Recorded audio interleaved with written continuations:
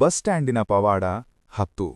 ಎಷ್ಟೋ ಸಾರಿ ದುಷ್ಟರು ಕಷ್ಟಕ್ಕೆ ಸಿಕ್ಕಿಕೊಂಡಾಗ, ಕಳ್ಳರು ಸಿಕ್ಕಿಬಿದ್ದಾಗ ಕೊನೆಗೂ ಸತ್ಯಕ್ಕೆ ನ್ಯಾಯಕ್ಕೆ ಜಯವಾಗುತ್ತದೆ ಎಂದು ಜನ ಅಂದುಕೊಳ್ಳುತ್ತಾರೆ.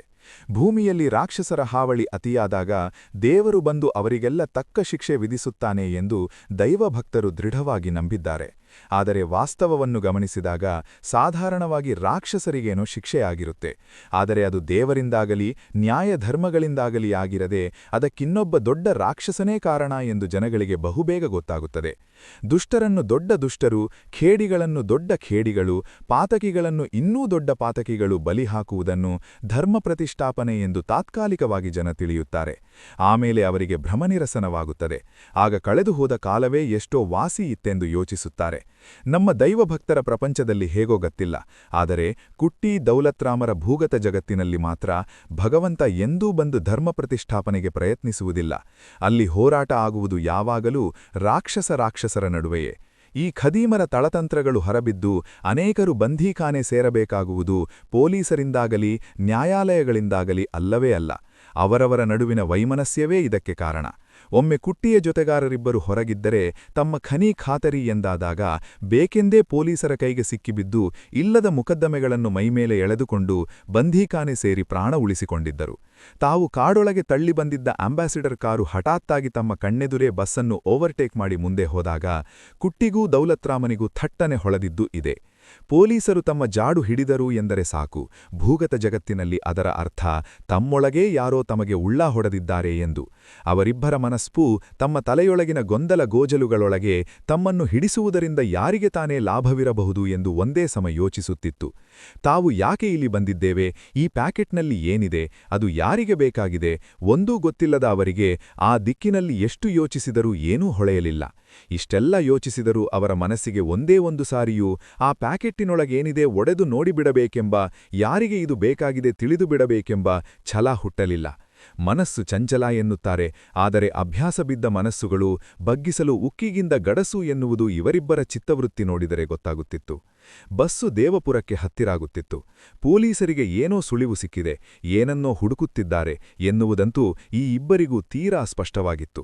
ಅದೂ ಇದು ಯೋಚನೆ ಮಾಡಿಕೊಂಡು ಕಾಲಹರಣ ಮಾಡಲು ಸಾಧ್ಯವೇ ಇರಲಿಲ್ಲ. ದೇವಪುರದಲ್ಲಿ ಬಸ್ಸು ನಿಲ್ಲುತ್ತಿದ್ದ ಹಾಗೆ ಚೆಕ್ಕಿಂಗ್ ನಡೆಯುತ್ತೆ. ಬಸ್ ತಪಾಸಣೆ ಮಾಡುವುದಂತೂ ಬಡ್ಡಿ ಮಕ್ಕಳಿಗೆ ನೀರು ಕುಡಿದಷ್ಟು ಸುಲಭ. ಸುಮ್ಮನೆ ಬಾಗಿಲ ಹತ್ತಿರ 4 ಜನ ಬಂದು ನಿಂತು ಒಬ್ಬೊಬ್ಬರನ್ನಾಗಿ ಇಳಿಯುವಂತೆ ಹೇಳಿದರೆ ಮುಗಿಯಿತು. ಕುಟ್ಟಿ ದೌಲತ್ರಾಮ್ ಇಬ್ಬರೂ ಇದ್ದ ಸಮಯಾವಕಾಶದಲ್ಲಿ ತಪ್ಪಿಸಿಕೊಂಡು ಹೋಗಲು ಏನ ಮಾಡಬಹುದು ಎಂದು ವೇಗವಾಗಿ ಯೋಚಿಸಿದರು. ಕುಟ್ಟಿ ಇಲ್ಲಿ ಬಸ್ಸು ನಿಲ್ಲಿಸಿ ಇಳಿದು ಬಿಡೋಣ ಎಂದು ಹೇಳಿದ. ಎಲ್ಲರೆದುರು ಬಸ್ಸು ನಿಲ್ಲಿಸಿ ಇಬ್ಬರೇ ಇಳಿದರೆ ಪೊಲೀಸರಿಗೆ ಅದಕ್ಕಿಂತ ಒಳ್ಳೆಯ ಸುಳಿವು ಬೇರೆ ಇಲ್ಲ. ಒಂದು ಸಾರಿ ಕಂಡಕ್ಟರನ್ನು ಕೇಳಿದರೆ ಸಾಕು, ದೇವಪುರಕ್ಕೆ ಟಿಕೆಟ್ ತಗೊಂಡು ಮಧ್ಯದಾರಿಯಲ್ಲಿ ಇಳಿದು ಹೋದವರು ಯಾರು ಎಂದು ಸುಲಭವಾಗಿ ಗುರುತಿಸಿ ಹೇಳಿಬಿಡುತ್ತಾನೆ. ಆದ್ದರಿಂದ ಮಧ್ಯದಲ್ಲಿ ತಾವಿಬ್ಬರೇ ಇಳಿಯುವುದು ಅತ್ಯಂತ ಅಪಾಯಕರ ಎಂದು ತೀರ್ಮಾನಿಸಿ ದೌಲತ್ರಾಮ್ ಬೇಡವೆಂದು ಹೇಳಿದ. ದೇವಪುರಕ್ಕೆ ತಾಗಿಕೊಂಡಿರುವ ಕುಂಬಾರಗುಂಡಿ ಹತ್ತಿರ ಯಾರಾದರೂ ಬಸ್ಸು ನಿಲ್ಲಿಸಿ ಇಳಿಯುವುದಿದ್ದರೆ ನಾವು ಅವರ ಜೊತೆ ಇಳಿಯೋಣ ಎಂದು ಹೇಳಿದ. ಕುಂಬಾರಗುಂಡಿ ಹತ್ತಿರಾಯಿತು. ಕುಂಬಾರಗುಂಡಿ ಬಳಿಯ ದೊಡ್ಡ ತೆಂಗಿನ ಮರವೇ ಬಸ್ ನಿಲ್ದಾಣ. ಅಲ್ಲಿ ಕುಟ್ಟಿ ದೌಲತ್ರಾಮರ ರಕ್ತ ತಣ್ಣಗಾಗುವಂತೆ ತೆಂಗಿನ ಮರಕ್ಕೆ ಕೊಂಚವೇ ದೂರದಲ್ಲಿ ಪೊಲೀಸ್ ಜೀಪು ನಿಂತಿರುವುದು ಅವರ ಕಣ್ಣಿಗೆ ಬಿತ್ತು. ಬಸ್ ಸ್ಟ್ಯಾಂಡ್ ಗಡಿಬಿಡಿಯಲ್ಲಿ ತಪಾಸಣೆಯ ವ್ಯವಹಾರ ಬೇಡೇ ಎಂದು ಇಲ್ಲಿ ಹಿಡಿಯಲು ಬಂದು ನಿಂತಿರುವುದು ಅವರಿಗೆ ಸರ್ವ ಸ್ಪಷ್ಟವಾಯಿತು. ಏಲಕ್ಕಿ ಮೂಟೆಯ ಮೇಲೆ ಕುಳಿತಿದ್ದ ದೌಲತ್ರಾಮ್ ಬಸ್ಸು ಓಲಾಟಕ್ಕೆ ಕೊಂಚ ಜರುಗಿದವನಂತೆ ಸುರೇಶನ ಕಡೆಗೆ ಜರುಗಿ ಏಲಕ್ಕಿ ಮೂಟೆ ಬಾಯಿಗೆ ಹಗ್ಗದಲ್ಲಿ ಕಟ್ಟಿದ್ದ ಸರುಗುಣಿಕೆ ಗಂಟನ್ನು ಚಕ್ಕನೆ ಎಳೆದು ಬಿಚ್ಚಿಬಿಟ್ಟ. ಕುಟ್ಟಿಯ ಮೈ ಮುಟ್ಟಿ ಸನ್ನೆ ಮಾಡಿದ. ಕುಟ್ಟಿ ಎಳಲು ಕೈಯೂರುವನಂತೆ ಪ್ಯಾಕೆಟ್ ಸಮೇತ ಕೈಯನ್ನು ಪಕ್ಕ ಮೂಟೆಯ ಮೇಲಿಟ್ಟು ಕೈಯೆರಿ ಎದ್ದು ನಿಂತಾಗ ಪ್ಯಾಕೆಟ್ ಕುಟ್ಟಿ ಕೈಯಲ್ಲಿರಲಿಲ್ಲ. ಅದನ್ನು ಮಿಂಚಿನ ವೇಗದಲ್ಲಿ ಏಲಕ್ಕಿ ಮೂಟೆಯ ತಳವರೆಗೂ ತಳ್ಳಿ ದೌಲತ್ರಾಮ್ ಮೂಟೆಗಂಟು ಬಿಗಿದ. ಯಾರಿಗೂ ಏನೂ ಗೊತ್ತಾಗಲೇ ಇಲ್ಲ. ಆಗಾಗ್ಗೆ ಮೂಟೆ ಕಡೆ ನೋಡುತ್ತಿದ್ದ ಗೌರಿ ಕೂಡ ಎತ್ತಲೋ ನೋಡುತ್ತಿದ್ದಳು. ಏಲಕ್ಕಿ ಮುಂಡೀಲಿ ಇಳಿಯೋ ಕಾಸೆಂದು ಕಂಡಕ್ಟರ್ ಅಭ್ಯಾಸ ಬಲದಿಂದ ಎಂಬಂತೆ ಕೂಗಿ ಅತ್ತಿತ್ತ ನೋಡಿ ಯಾರೂ ಇಲ್ಲದುದನ್ನು ಕಂಡು ಯಾರಿಲ್ಲ ರೈಟ್ ಎಂದು ಕೂಗಿದ. ಬಸ್ಸು ಕುಂಬಾರಗುಂಡಿ ದಾಟಿ ದೇವಪುರದ ಸ್ಟೇಷನ್ ಕಡೆಯಿಂದ ಬಸ್ ಸ್ಟ್ಯಾಂಡ್ ಕಡೆಗೆ ಮುಂದುವರಿಯಿತು. ದೌಲತ್ರಾಮ್ ಕಡೆಗೆ ಮುಂದೇನು ಎಂದು ನೋಡಿದ ಕುಟ್ಟಿಲೆ ಸ್ವಲ್ಪ ಸಮಾಧಾನದಲ್ಲಿರು ಎನ್ನುವಂತೆ ದೌಲತ್ರಾಮ್ ಸನ್ನೆ ಮಾಡಿದ. ದೇವಪುರದ ಬಸ್ ಸ್ಟ್ಯಾಂಡ್ನಲ್ಲಿ ಕುಟ್ಟಿ ಕಣ್ಣಿಗೆ ಬಿದ್ದ ಕಾಕಿ ಯೂನಿಫಾರ್ಮ್ಗಳು ಎರಡೇ ಎರಡಾದರೂ ಸಾದಾ ಉಡುಬಿನವರು ಹಲವರಾದರೂ ಇದ್ದೇ ಇರುತ್ತಾರೆ ಎಂದು ಅನ್ನಿಸಿತು. ಆದರೂ ದಾರಿಯುದ್ದಕ್ಕೂ ಹಿಂದೆ ಮುಂದೆ ಹಲವಾರು ಬಾರಿ ತಿರುಗಾಡಿದ್ದ ಪೊಲೀಸ್ ವಾಹನಗಳ ಮೆರವಣಿಗೆ ನೋಡಿದ್ದ ಅವರು ದೇವಪುರದ ಬಸ್ ಸ್ಟ್ಯಾಂಡ್ನಲ್ಲಿ ಅವರೇ ತುಂಬಿ ಇರುತ್ತಾರೆ ಎಂದು ಊಹಿಸಿದ್ದರು.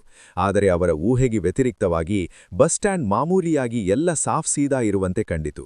ಕಾಡಿನಲ್ಲಿ ತಳ್ಳಿ ಬಂದಿದ್ದ ಆಂಬಾಸಿಡರ್ ಕಾರನ್ನು ಅವರು ಕಂಡಿಲ್ಲದಿದ್ದರೆ ಕಂಡಕ್ಟರ್ ಮಹಾಶಯ ಹೇಳಿದ ಹಾಗೆ ದೇವಪುರಕ್ಕೆ ಮಿನಿಸ್ಟರ್ ಆಗಮಿಸಬಹುದು ಎಂದು ಪೊಲೀಸರ ಓಡಾಟ ಎಂದೇ ತಿಳಿಯುತ್ತಿದ್ದರೋ ಏನೋ. ಕೈಯಲ್ಲಿದ್ದ ಪ್ಯಾಕೆಟನ್ನು ಸುರೇಶನ ಏಲಕ್ಕಿ ಮೂಟೆಯೊಳಗೆ ತುರುಕಿದ ಮೇಲೆ ಕುಟ್ಟಿಗೇನೋ ಕೊಂಚ ಕಾಲ ಸಮಾಧಾನವಾಯಿತು. ಸದ್ಯಕ್ಕಂತೂ ಬೀಸುವ ದೊಣ್ಣೆ ತಪ್ಪಿ ಅದನ್ನು ಯಾವನದೋ ತಲೆಗೆ ದಾಟಿಸಿಯಾಗಿದೆ. ಬಸ್ಸಿಳಿದು ದೂರ ಹೋಗಿ ನೋಡುವುದು. ಯಾರ ಮೂಟೆಯೋ ಏನೋ. ಮೂಟೆಯನ್ನೇನಾದರೂ ಪೊಲೀಸರು ಸೀಸ್ ಮಾಡಿದರೋ ಹಾಗಿಂದ ಹಾಗೆ ಜಾಗ ಖಾಲಿ ಮಾಡಿದರಾಯಿತು.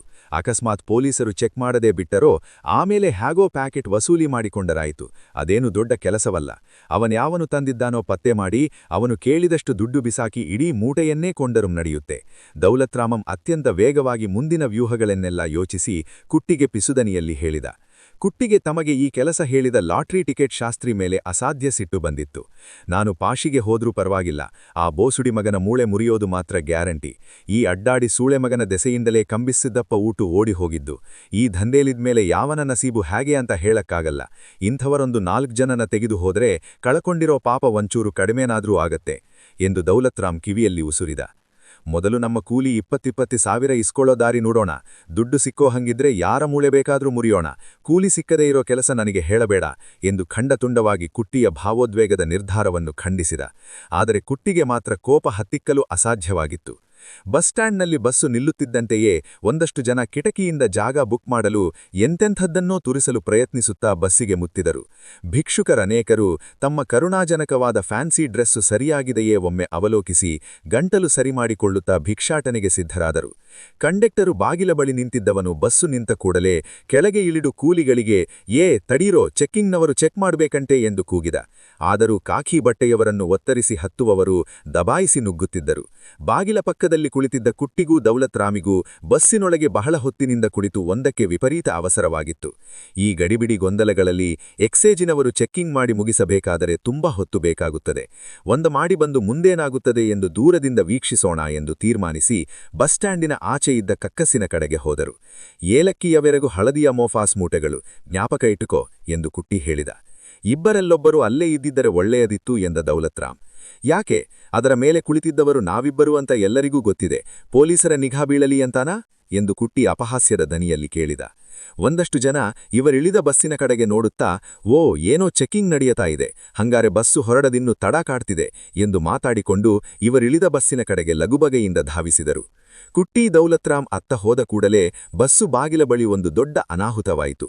ರಾಯಚೂರು ಕಡೆಯ ಬೋಳಮ್ಮ ಒಂದು ಡ್ರೈವರ್ ಸೀಟಿನ ಹಿಂದಗಡೆಯೇ ಕುಳಿತಿದ್ದಿದ್ದು ಮುಗ್ಗುಲು ವಾಸನೆ ಹೊಡೆಯುತ್ತಿದ್ದ ತನ್ನ ಬಟ್ಟೆಗಂಟನ್ನು ಹೊತ್ತುಕೊಂಡು ಧಡಧಡ ಎಲ್ಲರನ್ನೂ ತಳ್ಳಿಕೊಂಡು ಮುನ್ನುಗ್ಗಿತ್ತು. ಅದೇನು ವಿಧವೆ ಎಂದು ತಲೆಬೋಳಿಸಿಕೊಂಡಿದ್ದುಳೋ ಅಥವಾ ದೇವಸ್ಥಾನದಲ್ಲಿ ಮುಡಿಕೊಟ್ಟು ತಲೆ ನುಣ್ಣಗಾಯಿತೋ ಯಾರಿಗೆ ಗೊತ್ತು. ದೇವಪುರದಲ್ಲಿ ಆಕೆ ರಾಯಚೂರು ಬಸ್ಸು ಹಿಡಿಯಬೇಕಾಗಿತ್ತು. ಆದರೆ ಆಕೆ ಧಡಧಡ ನುಗ್ಗಿದ್ದು ರಾಯಚೂರು ಬಸ್ಸು ಹಿಡಿಯಕೊಳ್ಳುವುದಕ್ಕಲ್ಲ. ಏಕೆಂದರೆ ರಾಯಚೂರು ಬಸ್ಸು ಇನ್ನೂ ಬಂದೇ ಇರಲಿಲ್ಲ. ಖುದ್ದೂಸ್ ಎಕ್ಸ್‌ಪ್ರೆಸ್ ಘಾಟಿ ಹತ್ತಲು ಪ್ರಾರಂಭಿಸಿದಾಗಲೇ 4 ಅಡಿ ದೂರದಲ್ಲಿ ಏದುಸಿರು ಬಿಟ್ಟು ಹೊಗೆ ಕಾರುತ್ತಿದ್ದ ಇಂಜಿನ್ನ ಡೀಸೆಲ್ ವಾಸನೆಗೆ ಮುದುಕಿಯ ಹೊಟ್ಟೆ ತೊಳಸಲು ಶುರುವಾಯಿತು. ಕಂಡಕ್ಟರು ಕಿಟಕಿ ತೆಗೆದು ವಾಂತಿ ಮಾಡ್ರಿ ಎಂದು ಮನವಿ ಮಾಡಿದಾಗ ಆಕೆಯ ಹೊಟ್ಟೆಯೊಳಗೆ ಕಾರ ಕಡೆಯುವ ಸದ್ದು ಶುರುವಾಯಿತು. ಆದರೇನು ಮಾಡುವುದು? ಆ ಹೊಟ್ಟೆಯ ತಳಮಳ ವಾಂತಿಯಲ್ಲಿ ಪರ್ಯವಸಾನವಾಗುತ್ತೋ ಭೇದಿಯಲ್ಲಿ ಪರ್ಯವಸಾನವಾಗುತ್ತೋ ತಿಳಿಯದ ಆ ಮುದುಕಿ ಪಿಳಿಪಿಳಿ ಕಣ್ಣು ಬಿಟ್ಟು ಕುಳಿತಿತ್ತು. ರಾಯಚೂರಿಗೆ ತಲುಪುವವರೆಗೂ ಹಸಿವಾಗಬಾರದು ಎನ್ನುವ ಮುನ್ನೆಚ್ಚರಿಕೆ ಕ್ರಮವಾಗಿ ದೇವಸ್ಥಾನದ ಧರ್ಮಾರ್ಥವನ್ನು ತಾರಾಮಾರಿ ತಿಂದಿದ್ದು ಆ ಪರಮಾತ್ಮನಿಗೆ ಪ್ರೀತಿಯಾಗಲಿಲ್ಲ ಎನ್ನುವುದು ಘಾಟಿ ತಿರುಗಣೆಯಲ್ಲಿ ಪ್ರತಿ ಸಾರಿ ಬಸ್ಸು ತಿರುಗದಾಗಲೂ ಆಕೆಗೆ ಅನುಭವಗಮ್ಯವಾಗತೊಡಗಿತು. ದೇವರೇ ಎಂದು ಭಗವನ್ನಾಮ ಸ್ಮರಿಸಿ ದೇವಪುರದವರೆಗೂ ಹೇಗೋ ತಡೆದುಕೊಂಡಿದ್ದ ಆಕೆಯ ಸ್ಥಿತಿ ಬಸ್ ಸ್ಟ್ಯಾಂಡ್ ತಲುಪುವ ವೇಳೆಗೆ ಪರಾಕಾಷ್ಠೆ ಮುಟ್ಟಿತು. ಇನ್ನು ತಡೆಯಲ ಸಾಧ್ಯವಾಗಿ ಬಸ್ಸು ಇಂಥದ್ದೇ ತಡ ಎದ್ದು ಓಡಿ ಬಂದಿದ್ದಳು. ಆದರೆ ಬಾಗಿಲೆಗೆ ಗಿಟ್ಟ ಹೊಡೆದಂತೆ ಜನ ನಿಂತಿದ್ದನ್ನು, ಕಣ್ಣಿಗೆ ಕಾಣುವವರೆಗೂ ಬರೀ ತಲೆಗಳೇ ಕಾಣುತ್ತಿದ್ದನ್ನು ನೋಡಿ ಆಕೆಗೆ ಜಂಗಾಬಲವೇ ಉಡುಗಿ ಹೋಗಿತ್ತು. ವಾಂತಿಯಾಗುತ್ತೆ, ಜಾಗ ಬಿಡಿ ಎಂದು 3-4 ಬಾರಿ ಕೂಗಿದರೂ ಯಾರೂ ಕೇಳಿಸಿಕೊಳ್ಳಲಿಲ್ಲ. ಅದರ ಬದಲು ಇನ್ಸ್ಪೆಕ್ಟರು ಇಳಿಯುವವರನ್ನು ತಡೆಯಿರಿ ಎಂದು ಜಬರಸ್ತು ಮಾಡಿ ಹಿಂದಕ್ಕೆ ತಳ್ಳುತ್ತಿದ್ದ. ಮುದುಕಿ ಹಾಗೂ ಮತ್ತೊಂದು ಸಾರಿ ಜಾಗ ಬಿಡುವಂತೆ ಕೇಳಿಕೊಂಡಳು. ಅದನ್ನು ಏನೆಂದೂ ಸಹ ಗಮನಿಸದೆ ಇನ್ಸ್ಪೆಕ್ಟರ್ ತಾಳು ಎಂದು ಅಧಿಕಾರಶಾಹಿಯ ಮರ್ಜಿಯಲ್ಲಿ ತಲೆಯಾಡಿಸಿದ. ಬೋಳಮ್ಮ ಮತ್ತೊಮ್ಮೆ ಮನವಿ ಮಾಡಲು ಬಾಯಿಬಿಟ್ಟಾಗ ಮಾತಿನ ಬದಲು ಹೊಟ್ಟೆಯೊಳಗಿಂದ ಸಿಡಿದು ಹೊರಹೊಮ್ಮಿದಂತೆ ಭಯಂಕರ ವಾಂತಿಯ ಧಾರೆಯೊಂದು ಹೊರಹೊಮ್ಮಿತು. ಇನ್ಸ್ಪೆಕ್ಟರ್ ಆಫೀಸರು ಎದುರೇ ಇದ್ದದ್ದರಿಂದ ಅದರ ನೇರ ಬಿರುಮಳೆಗೆ ಅವರು ಸಿಕ್ಕಿಕೊಂಡರು. ದೂರ ಇದ್ದವರಿಗೆ ತುಂತುರು ಮಳೆಯ ಸ್ನಾನ. ಅರ್ಧ ಬಕೆಟ್ ದುರ್ಗಂಧಪೂರಿತ ವಾಂತಿ ಬೋಳಮ್ಮನ ಬಾಯಿಂದ ಆಸ್ಫೋಟಿಸಿದ ಕೂಡಲೇ ಅಯ್ಯಯ್ಯೋ ಹಾಳುಂಡೆ ಕಟ್ಟಿದಾಳೆ ಕಣೋ ಎಂದು ಕೂಗಾಡುತ್ತಾ ನುಗ್ಗುತ್ತಿದ್ದವರೆಲ್ಲ ಹಿಂದಿರುಗಿ ಇಮ್ಮಡಿ ರಭಸದುಲ್ಲಿ ಅಕ್ಕಪಕ್ಕದವರನ್ನೆಲ್ಲ ತಳ್ಳುತ್ತಾ ಬೀಳಿಸುತ್ತಾ ಡಿಕ್ಕಿ ಹೊಡೆದು ಓಡಿದರು. ಆದರೂ ಮುದುಕಿ ಹೊಟ್ಟೆಯೊಳಗೆ ಅಲ್ಲಿದ್ದವರೆಲ್ಲರಿಗೂ ಸ್ನಾನ ಮಾಡಿಸುವಷ್ಟಿತ್ತು ಎಂದು ಕಾಣುತ್ತದೆ. ಎದುರಿಗಿದ್ದ ಕಾಕಿ ಯೂನಿಫಾರ್ಮ್ಗಳ ಕಥೆಯಂತೂ ಮುಗಿದು ಹೋಯಿತು. ಅವರ ಹುಬ್ಬು ಮೀಸೆಗಳ ಮೇಲೆಲ್ಲ ದುರ್ವಾಸನೆಯ ಬೇಳೆ ತೊವ್ವೆ ಕರಿಬೇವಿನ ಎಲೆಗಳು ಕುಳಿತಿದ್ದವು. ಜೇಬುಗಳಲ್ಲೆಲ್ಲ ವಾಂತಿ ತುಂಬಿಕೊಂಡಿತ್ತು. ಆ ಅಸಹ್ಯದ ಪರಮಾವಧಿಯಲ್ಲಿ ಅವರಿಗೆ ಅವರ ಕರ್ತವ್ಯ ಉದ್ದೇಶ ಎಲ್ಲ ಮರೆತು ಹೋದವು. ಮುದುಕಿ ಮತ್ತೊಮ್ಮೆ ಬಾಯಿ ಕಳೆಯುವ ಮೊದಲೇ ಎಲ್ಲರೊಂದಿಗೊಬ್ಬರಾಗಿ ಅವರು ಓಡಿದರು. ಗುಂಪಿನ ಮೇಲೆ ಲಾಠಿ ಚಾರ್ಜ್ ಮಾಡಿ ಚೆದರಿಸಿದಂತಾಗಿ ಅಲ್ಲಿದ್ದವರೆಲ್ಲರೂ ಮೈಕೈ ತೊಳೆದುಕೊಳ್ಳಲೋ, ಬಟ್ಟೆ ಬದಲಾಯಿಸಲೋ, ಸ್ನಾನ ಮಾಡಲೋ ಬಸ್ ಸ್ಟ್ಯಾಂಡನ್ನೇ ಬಿಟ್ಟು ಓಡಿಹೋದರು. ಸುರೇಶನೂ ಗೌರಿಯೂ ಎಲ್ಲರೊಟ್ಟಿಗೆ ಇಳಿಯುತ್ತಾ ವಾಂತಿ ತುಳಿದಿದ್ದರಿಂದ ಅಸಹ್ಯವಾಗಿ ಕಾಲು ತೊಳೆದುಕೊಳ್ಳಲು ಚೀಲ ಹೊತ್ತುಕೊಂಡು ಬೇಗ ನಡೆದು ಎತ್ತಲೋ ಹೋದರು. ಕುಟ್ಟಿ ದೌಲತ್ರಾಮ್ ಇಬ್ಬರೂ ಒಂದು ಮಾಡಿ ಪ್ಯಾಂಟ್ ಗುಂಡು ಹಾಕಿಕೊಳ್ಳುತ್ತಾ ಆಚೆ ಬಂದು ಬಸ್ಸು ಕಡೆಗೆ ನೋಡಿದಾಗ ಅವರಿಗೆ ಪಾರ್ಶ್ವವಾಯು ಹೊಡೆದಂತಾಯಿತು. ಅವರು ಬಂದ ಬಸ್ಸು ಒಂದೇ ಖಾಲಿ. ಅವರು ಬಂದು ಬಸ್ಕೊಂದೇ ಖಾಲಿ ನಿಂತಿತ್ತು. ಡ್ರೈವರೂ ಇಲ್ಲ, ಕಂಡಕ್ಟರೂ ಇಲ್ಲ, ಪೊಲೀಸರೂ ಇಲ್ಲ, ಎಕ್ಸೇಜ್ನವರೂ ಇಲ್ಲ, ಹೊತ್ತುವವರೂ ಇಲ್ಲ, ಇಳಿಯುವವರೂ ಇಲ್ಲ.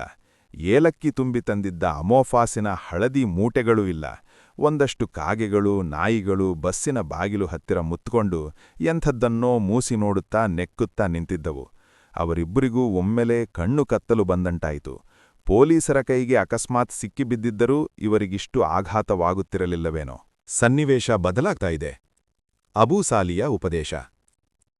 ಸುರೇಶಣ್ಣ, ಓ ಸುರೇಶಣ್ಣ ಎಂದು ದೇವಪುರದ ಪೇಠೆ ಬೀದಿಯಲ್ಲಿ ಹೋಗುತ್ತಿರಬೇಕಾದರೆ ಯಾರೋ ಗಟ್ಟಿಯಾಗಿ ಸುರೇಶನ ಹೆಸರು ಹಿಡಿದು ಕೂಗಿದ್ದು ಕೇಳಿಸಿತು. ಧ್ವನಿ ಕೇಳಿಯೇ ಅದು ಏಲಕ್ಕಿ ವ್ಯಾಪಾರಿ ಅಬ್ಲುಸಾಲಿ ಧನಿ ಎಂದು ಸುರೇಶನಿಗೆ ಸ್ಪಷ್ಟವಾಯಿತು. ಇನ್ನು ಇವನ ಹರಿಕಥೆ ಬೇರೆ, ಕಾಲುಗಂಟೆ ಕೇಳಬೇಕು ಎಂದು ಮೂಟೆಯನ್ನು ದಾರಿಪಕ್ಕದ ನೆರಳಲ್ಲಿ ಇಡುತ್ತಾ ಗೌರಿಗೊಣಗಿದಳು. ಅವನು ಯಾವಾಗಲೂ ಏಲಕ್ಕಿ ಕಡಿಮೆ ಬೆಲೆಗೆ ಕೊಳ್ಳುತ್ತಾನೆಂದು ಅವನ ಮೇಲೆ ಗೌರಿಗ ಅಸಹನೆ. ಯಾರು ಯಾವ ರೇಟಿಗೆ ಕೊಂಡರೂ ಅವಳಿಗೆ ಮೋಸ ಹೋಗಿದ್ದೇವೆಂದು ಯಾವಾಗಲೂ ಅನಿಸುತ್ತಲೇ ಇರುತ್ತದೆ. ಅದರಲ್ಲೂ ಸುರೇಶ ಏನನ್ನಾದರೂ ಕೊಂಡರೆ ಅಥವಾ ಮಾರಿದರಂತೂ ಸರಿಯಾಗಿ ಟೋಪಿ ಬಿದ್ದೇ ಇರುತ್ತಾನೆನ್ನುವುದರಲ್ಲಿ ಅವಳಿಗೆ ಅಚಲ ನಂಬಿಕೆ. ಸುರೇಶನಂತೂ ಇದೊಂದು ಅವಳ ಮನಸ್ಸಿನ ಖಾಯಿಲೆ ಎಂದೇ ತೀರ್ಮಾನ ಮಾಡಿದ್ದ. ಅವಳ ಹತ್ತಿರ ಎಷ್ಟೇ ದುಡ್ಡಿರಲಿ 10 ಪೈಸಾ 5 ಪೈಸಾ ಕಡಿಮೆಗೆ ಸಿಗುತ್ತದೆ ಎಂದು ನೂರಾರು ಅಂಗಡಿಗಳಲ್ಲಿ ರೇಟು ಕೇಳಿಕೊಂಡು ತಿರುಗುವುದು ನೋಡಿದರೆ ಯಾರಿಗೂ ಹಾಗನಿಸುವುದು ಸಹಜ. ಗೌರಿ ಸುರೇಶ ಸೇರಿಕೊಂಡು ಸಾವಿರಾರು ರೂಪಾಯಿ ಪೋಲು ಮಾಡಿದ್ದರೂ ಚೌಕಾಶಿ ಮಾಡದೆ ವ್ಯಾಪಾರ ಮಾಡುವವರನ್ನು ಕಂಡರೆ ಗೌರಿಗೆ ಸಿಟ್ಟು. ಏನೇನೋ ಕೊಳ್ಳಬೇಕೆಂದು ಕಾರ್ಯಕ್ರಮವಿಟ್ಟುಕೊಂಡು ಗೌರಿ ಪೇಟೆಗೆ ಬಂದಿದ್ದರಿಂದ ಇವತ್ತು ಅಂಗಡಿ ಸುತ್ತಿಸಿ ಪ್ರಾಣ ತೆಗೆಯುತ್ತಾಳೆಂದು ಸುರೇಶ ಬಸ್ಸು ಹತ್ತುವಾಗಲೇ ಅಂದುಕೊಂಡಿದ್ದ. ಅಬ್ಯೂಸಾಲಿ ಅವನ ಪೆಟ್ಟಿಗೆ ಅಂಗಡಿಯಿಂದ ಇಳಿದು ಸುರೇಶನ ಕಡೆಗೆ ಬರುತ್ತಿರಬೇಕಾದರೆ, ನೋಡ್ರಿ ಅವನ ಹತ್ರ ಪಂಚಾತಿಗೆ ಹೊಡಿತಾ ಇಲ್ಲರಾ, ಕೂತ್ರೆ ಸುಮ್ನಿರಲ್ಲ, ನನಗೆ ಸುಮಾರು ಕೆಲಸ ಇದೆ ಇವತ್ತು ಎಂದು ಸುರೇಶನ ಕಡೆಗೆ ತಿರುಗಿ ಗೊಣಗಿದಳು. ಮೂಟೆ 1 ನಿಮಿಷ ಮರದ ನೆರಳಲ್ಲಿಟ್ಟು ಸುಧಾರಿಸಿಕೋಮಾರಾಯ್ತಿ. ಸುಮಾರು ಕೆಲಸ ಎಂಥದ್ದು ನಿಂದು? ತುರಿಯೋ ಮಣೆ, ಬ್ರೌಸ್ ಪೀಸು ಹುಡುಕೋದು ತಾನೆ? ಅದಕ್ಕೆ ಸಾಯಂಕಾಲದವರೆಗೂ ಟೈಮಿದೆಯಲ್ಲ. ಬೇಕಾದರೆ ಹೋಟೆಲಿನಲ್ಲಿ ರೂಮ್ ತಗೊಂಡು ನಾಳೆ ಸಾಯಂಕಾಲದವರೆಗೂ ಹುಡುಕು ಎಂದು ಅವಳ ಶಾಪಿಂಗ್ ಚಪಲವನ್ನು ಸುರೇಶ ಅಪಹಾಸ್ಯ ಮಾಡಿದ. ಏನಮ್ಮ ನೀವು, ನಾನಲ್ಲೆಲ್ಲ ಅಂಗಡಿ ಮೇಲೆ ಕೂತಿದ್ದೀನಿ, ನನಗೊಂದು ಮಾತು ಹೇಳಿದರೆ ಮೂಟೆ ತಂದು ಕೊಡ್ತಿರ್ಲಿಲ್ವಾ? ಅಂಗಡಿ ಎದುರು ನೀವು ಹೋಗಿದ್ದು ನನಗೆ ಕಣೇ ಕಾಣಿಲ್ಲ ಎಂದು ಗೌರಿ ಮೂಟೆ ಹೊತ್ತುಕೊಂಡು ಹೋಗುತ್ತಿರುವುದು ದೊಡ್ಡ ಅಚಾತುರ್ಯ ಎನ್ನುವಂತೆ ಮಾತನಾಡಿದ. ಸುರೇಶನ ಕಡೆಗೆ ತಿರುಗಿ, ಅವರಿಗೇನೋ ಹೇಳೋದಕ್ಕೆ ನಾಚಿಗೆ ಎಂದ್ರೆ ನಿಮಗಾದರೂ ಗೊತ್ತಾಗ್ಬೇಡವಾ ಎಂದು ಅಬೂಸಾಲಿ ಬರಬರುತ್ತಲೇ ವಿಷಾದ ಸೂಚಿಸಿದ. ಅವನ ವಿಶ್ವಾಸದ ನುಡಿಗಳನ್ನು ಕೇಳಿ ಗೌರಿಗೆ ಅವನ ಬಗ್ಗೆ ಇದ್ದ ಅಸಹನೆ ಕೊಂಚ ಕಡಿಮೆಯಾಯಿತು. ಹಂಗೇನಿಲ್ಲ ಅಬಾಲಿ, ಮೂಟೆ ನೋಡಕ್ಕೆ ಹಿಂಗೆ ಕಾಣದಷ್ಟೇ, ತೂಕ ಏನಿಲ್ಲ ಎಂದಳು. ನಿಮ್ಮ ಮನೆಗೆ ಬಂದು ಎಷ್ಟು ಸಾರಿ ವ್ಯಾಪಾರ ಮಾಡಿದ್ದೀನಿ, ಎಷ್ಟು ಸಾರಿ ಕಾಪಿ ಟೀ ಕುಡ್ಕೊಂಡು ಬಂದಿದ್ದೀನಿ. ಒಂದು ದಿನ ನಿಮ್ಮ ಮೂಟೆ ಹೊತ್ಕೊಂಬಂದು ಕೊಟ್ರೆ ನಮ್ ಕೈ ಸೌದು ಹೋಗುತ್ತಾ ಹೇಳಿ ಎಂದು ಅಬ್ಬುಸಾಲಿ ಗೌರಿಗೆ ಪ್ರಶ್ನೆ ಕೇಳಿದ. ಅಬ್ಬುಸಾಲಿ ಮಾತುಗಾರಿಕೆಯ ಪರಿಚಯ ಚೆನ್ನಾಗಿದ್ದ ಗೌರಿ ಅವನು ಅಷ್ಟೊಂದು ಉಪಚಾರ ಆತ್ಮೀಯತೆ ವ್ಯಕ್ತಪಡಿಸಿದ್ದು ನೋಡಿ ಏನೋ ವ್ಯವಹಾರ ಪ್ರಾರಂಭಿಸಲೆಂದೇ ಈ ಪೀಠಿಕೆ ಹಾಕುತ್ತಿದ್ದಾನೆ ಎಂದು ಅನುಮಾನಿಸಿದಳು. ಆದರೂ ಅಬ್ಬುಸಾಲಿ ಅವರಿಗೆ ಅಲ್ಲಿದ್ದ ಮಿಕ್ಕ ಎಲ್ಲಾ ಏಲಕ್ಕಿ ದಳ್ಳಾಳಿಗಳಿಗಿಂತ ಹೆಚ್ಚು ಪರಿಚಯದವನಾಗಿದ್ದ. ಕೇಳಿದಳು, ಅದಿರಿ, ಈಗೇನಾಗ್ಬೇಕು ನಿನಗೆ ಸಾಬೋ ಎಂದು ನೇರವಾಗಿ ಗೌರಿ ಪ್ರಶ್ನೆ ಕೇಳಿದಳು. ನಂಗೇನಾಗ್ಬೇಕು ಗೌರಿಯಮ್ಮ, ಈ ಸಾಬಿ ಏಲಕ್ಕಿ ಬಾಚ್ಕೊಳ್ಳೋದಕ್ಕೆ ಮಾತಾಡಿಸಿಕೊಂಡು ಬಂದ ಅಂತ ತಿಳಿಬೇಡ್ರಿ. ಈಗ ಇಲ್ಲಿ ತನಕ ಬಂದಿದ್ದೀರಾ, 4 ಹೆಜ್ಜೆ ನನ್ನ ಅಂಗಡಿವರೆಗೆ ಬಂದು ಒನ್ನೋಟ ಕಾಪಿ ಕುಡ್ದು ಹೋಗ್ರಿ. ನನಗೆ ವಿಶ್ವಾಸ ಮುಖ್ಯ, ವ್ಯಾಪಾರ ಎಲ್ಲ ಆಮೇಲೆ ಎಂದು ಅಬ್ಲೂಸಾಲಿ ಅವರಿಬ್ಬರನ್ನೂ ಕರೆದ. ಇನ್ನೊಂದು ಸಾರಿ ಬರ್ತೀಮಿ ಮಾರಾಯ, ಇವತ್ತು ನಮಗೆ ಇನ್ನೂ ವಿಪರೀತ ಕೆಲಸ ಇದೆ ಎಂದು ಸುರೇಶ ಹೇಳಿದ. ಸುರೇಶಣ್ಣ, ನಾನು ವ್ಯಾಪಾರಕ್ಕೆ ಅಂತ ಕರಿತಾ ಇಲ್ಲ, ವಿಶ್ವಾಸ ಅಷ್ಟೇ. ಏಲಕ್ಕಿ ನೀವು ಕೊಟ್ಟೂ ನಂಗೆ ಈಗ ಬೇಡ. 1 ತಿಂಗಳಿಂದ ನಂದು ವ್ಯಾಪಾರ ಬಂದ್ ಮಾಡಿದ್ದೀನಿ ಎಂದು ಹೇಳಿ ಅಂಗಡಿಗೆ ಬರಲು ಸಾಬಿ ಒತ್ತಾಯಿಸಿದ. ಯಾಕೋ ಮಾರಾಯ, ಏಲಕ್ಕಿಗೆ ಒಳ್ಳೆ ರೇಟು ಬರೋ ಟೈಮಿಗೆ ವ್ಯಾಪಾರ ಬಂದ್ ಮಾಡಿದ್ದೀನಂತೆ ಎಂದು ಗೌರಿ ಕುತೂಹಲದಿಂದ ಕೇಳಿದಳು. ಸುಮ್ಮನೆ ಕುತೂಹಲ ಕೆರಳಿಸಿ ಹರಟೆ ಮುಂದುವರಿಸಲಷ್ಟೇ ಸಾಬಿ ಹೀಗೆ ಹೇಳುತ್ತಿದ್ದಾನೆ ಎಂದು ಅವಳು ತಿಳಿದಳು. ಏಕೆಂದರೆ ಅಬ್ಲೂಸ್ ಆಲಿಯದು ಜನ್ಮಜನ್ಮಾಂತರಗಳಿಂದ ತಲೆತಲಾಂತರಗಳಿಂದ ಏಲಕ್ಕಿ ವ್ಯಾಪಾರದಲ್ಲಿ ಮುಳುಗಿ ಎದ್ದ ಮನೆತನ. ಅವನಪ್ಪನ ಕಾಲದ ಅವನ ಶ್ರೀಮಂತಿಕೆಯನ್ನು, ಅವನು ಸಂಪಾದಿಸಿರುವ ಹಾಗೂ ಕಳೆದಿರುವ ದುಡ್ಡಿನ ಲೆಕ್ಕವನ್ನು ಗೌರಿ ಅವನ ಬಾಯಿಯಿಂದ ಕೊನೆಯ ಪಕ್ಷ 100 ಸಾರಾದರೂ ಕೇಳಿರಬಹುದು. ಈಗಲೂ ಸಹ ಅವನು ಕರೆಯುತ್ತಿರುವುದು ವ್ಯಾಪಾರಕ್ಕಲ್ಲದಿದ್ದರೆ ತನ್ನ ಗತಕಾಲದ ವೈಭವಗಳನ್ನು ವರ್ಣಿಸಿ ಮತ್ತೊಮ್ಮೆ ಇಬ್ಬರೆದುರು ನಿಟ್ಟುಸಿರು ಬಿಡುತ್ತಾ ಕೂರಿಸುವುದಕ್ಕಿರಬಹುದು. ಯಾಕೆಂದ ಹೇಳ್ತೀನಿ ಬನ್ನಿ, ನಡುಬೀದಿಯಲ್ಲಿ ನಿಂತುಕೊಂಡು ಕೇಳಿದರೆ ಹೆಂಗ್ ಹೇಳಿ ಎಂದು ಮತ್ತೊಮ್ಮೆ ಸಾಬಿ ಆಗ್ರಹಪಡಿಸಿದ.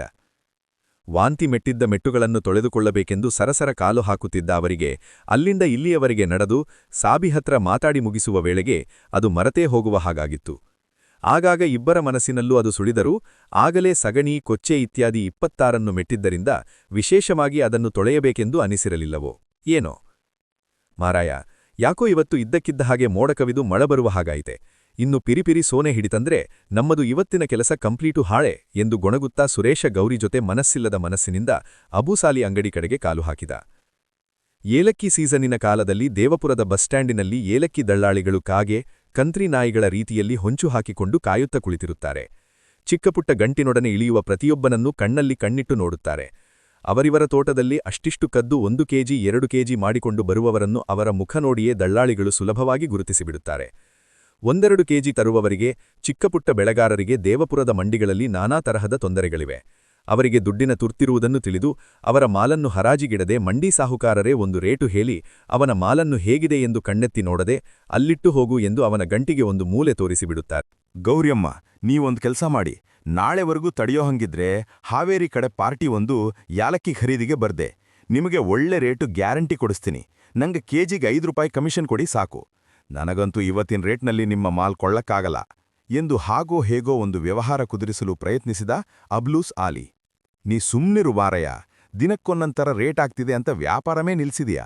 ನಮಗ್ ಮಾತ್ರ ನೀನು ಜನ ಕಕ್ಕೊಂಡ್ ಬರೋರ್ಗೆ ಕಾಯಿರಿ ಅಂತ ಹೇಳಿಯಲ್ಲ ಎಂದು ಗೌರಿ ಅವನ ಮೇಲೆ ರೇಗಿದಳು.